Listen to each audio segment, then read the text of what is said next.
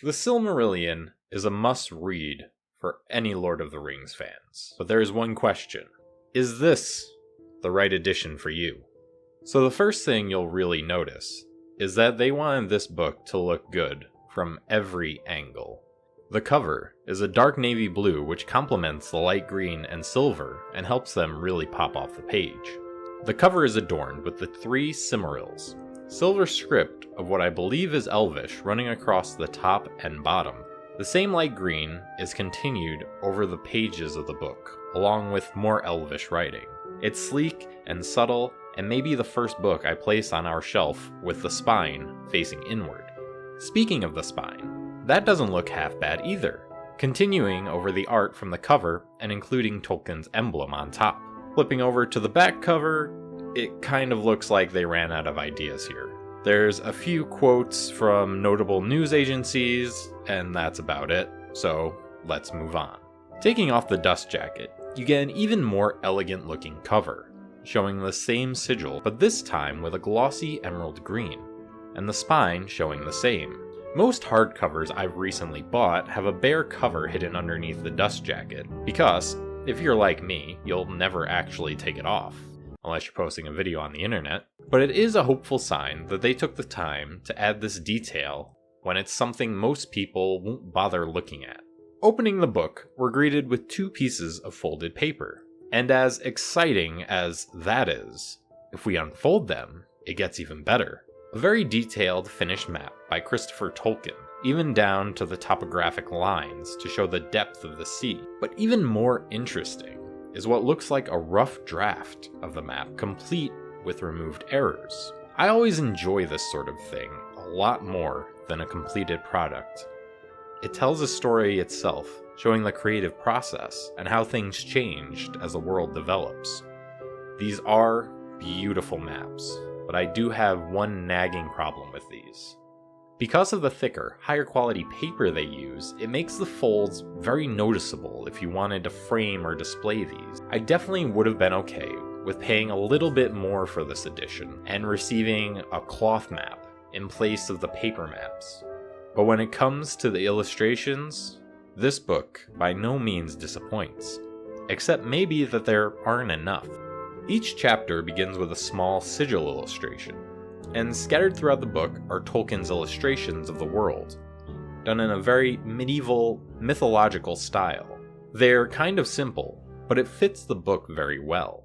I'm sure there are some people that will argue that there are better illustrations out there, but my argument here is that no other illustrations will tell the story quite so well. All other illustrations are artists' interpretations of Tolkien's descriptions, but here there is no interpretation. This is exactly how Tolkien envisioned it. Grand landscapes, vibrant colors, elegant patterns. It truly looks like a fantasy, and brings a whole new depth to the world that Tolkien has created. We won't show you all the illustrations here, but if you want to take a look at all of them, you can check out our First Look live stream, where we went through the entire book. For those who don't know, the Silmarillion explores the legends and myths of events that took place during the First and Second Ages, leading up to the Third Age, the time period The Lord of the Rings and The Hobbit are set. I'm not going to go into too much depth about the contents of the story. It's the Silmarillion. There's already 100,000 reviews out there. What I will say is that this book can be polarizing. For all those people who view this book as a work of art, there are still those people who find this only average or even mediocre. I'm currently reading the Silmarillion and enjoying it, but I haven't finished yet. So I turned to some of the reviews online and looked at all of them, bad and good. And I noticed a pattern. People are not being facetious when they say that this is a religious text. It is written in that way, complete with the creation story and myths describing how the world came to be. And like your preferred religious text, it is a book of answers, and we must experience the world itself to develop the questions to those answers.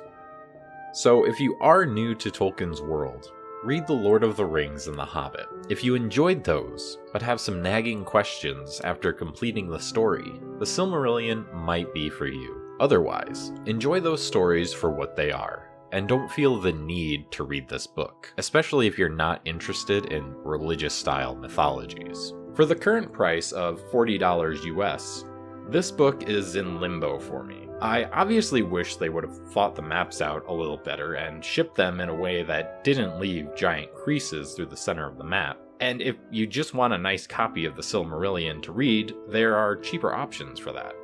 And if you're looking for a very nice illustrated edition, there are better illustrated editions out there. Better isn't quite the word, as art is subjective, and these illustrations are still very nice. But they're not the finely detailed, flawless illustrations most illustrated editions come with. For that, you could get the Ted Nasmith edition, which has far more detailed illustrations for the same price. But what this book has is the uniqueness of showing Tolkien's world through his eyes. This is a book I can't flat out disregard, or recommend to you at its current price. If you're a great fan of Tolkien, this book might just be a no-brainer for you, as it offers a uniqueness that no other book can offer. For everyone else, I would definitely grab this if I see it on sale for closer to $25, but beyond that, the decision is yours, and I hope this video gave you the information you need to make the best choice for yourself.